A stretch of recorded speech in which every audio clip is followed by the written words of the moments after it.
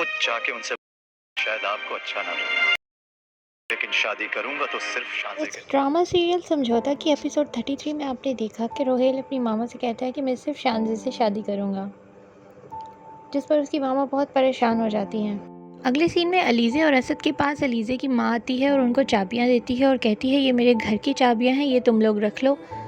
अगर मैं तुम्हारे बाप की जगह होती तो मैं सारी जायदाद अपने बच्चों के नाम कर देती। जिस पर असद उन्हें कहता है कि आप क्या कह रही हैं। अलीज़े की माँ फिर से गलत तरीके से असद को वर्गलाने की कोशिश करती है उसके बाप के ख़िलाफ़, और कहती है कि जो कुछ भी इंसान का होता है वो उसके बच्चों का होता है, और अगर वो ज़बरदस्ती उस पर कब्ज़ा करके बैठ जाएं तो फिर ऐसे लोगों के साथ क्या रहने की ज़रूरत है। अलीज़े की माँ असद के सामने जानबूझकर इस तरह की बातें करती है ताकि असद अपने बाप से दोबारा झगड़ा करे। अगले सीन में शानज़े नरगिस के पास आती है और उसे परेशान देखकर कहती है कि आपको क्या हुआ है, क्या आप ठीक है। नरगिस उसे कहती है मैं ठीक हूँ, बस मैं थोड़ा परेशान हूँ क्योंकि अलीज़े ने पप्पो के साथ बहुत गलत बिहेव किया। अलीज़े ने उन्हें कहा कि आप घर से चली जाएं, आपको यहाँ रहते हुए बहुत दिन हो गए। ये सारी बातें वो शानज़े को बताती है, जिस पे शानज़े कहती है कि आप परेशान ना हो, मैं असद भाई से इसके बारे में बात करूँगी। अलीज़े भाभी का ये रवैया ऐसे नहीं चलेगा, आखिर वो कब तक ऐसी हरकतें करती रहेंगी। जिस पर नरगिस उसे मना कर देती है कि नहीं तुम ऐसी कोई बात ना करना, वरना घर का माहौल और ख़राब होगा, मैं अपने तरीके से इस मामले को हैंडल करूँगी। लीज़ा नरगिस को बता देती है कि मुझे रोहेल ने प्रपोज़ किया है, जिस पर नरगिस बहुत खुश होती है। अगले सीन में सरमद और उसका बाप दिखाया जाता है, जो कि सरमद को डांट रहा होता है कि तुमने सिगरेट पीनी शुरू कर दी। वो उसे कहता है कि तुमने पढ़ाई पूरी कर ली, अब तुम आगे क्या करना है, जिस बात पे दोनों का झगड़ा हो जाता है। सरमद, जो कि एक बड़ा लालची किस्म का लड़का है, वो अपने बाप को कहता है कि मैं तुम्हारी दुकान पे काम नहीं करूँगा। वो अपने बाप के साथ बदतमीज़ी करता है और उन्हें कहता है तुम्हारा कारोबार एक बेकार फटीचर कारोबार है।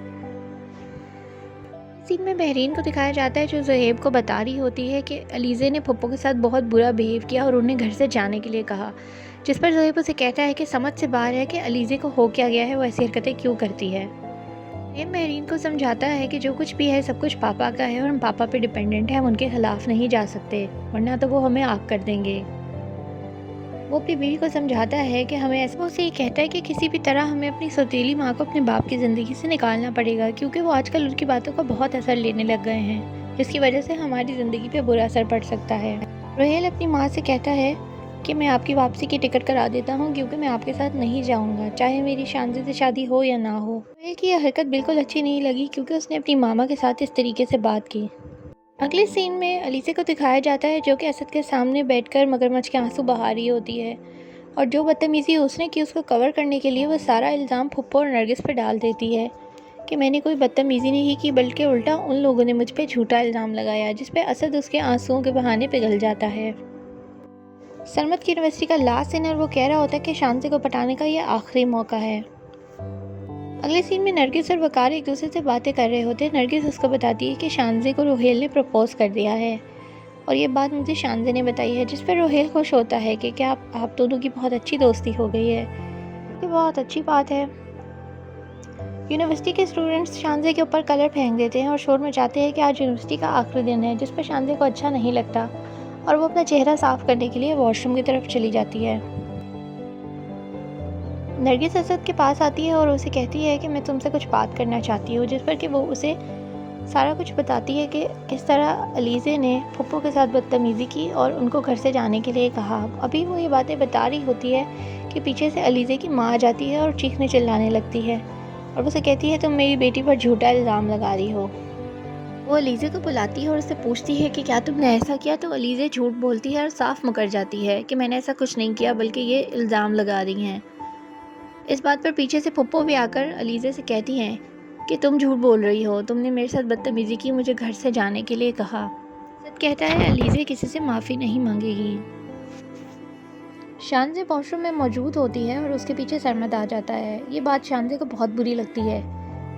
वो उसे कहता है कि मैं तुमसे मोहब्बत करता हूँ, अगर तुमने मुझे कबूल नहीं किया तो मैं खुदकुशी कर लूँगा। शानज़े उसकी बात पर बहुत हैरान और परेशान हो जाती है और उसके पीछे जाती है उसे मनाने के लिए, लेकिन फिर सोचती है कि मुझे ऐसा नहीं करना चाहिए, इस तरह तो वो समझेगा मुझे उसकी बहुत फ़िक्र है। शानज़े ने यहाँ पर बिल्कुल एक समझदार लड़की की तरह फ़ैसला किया।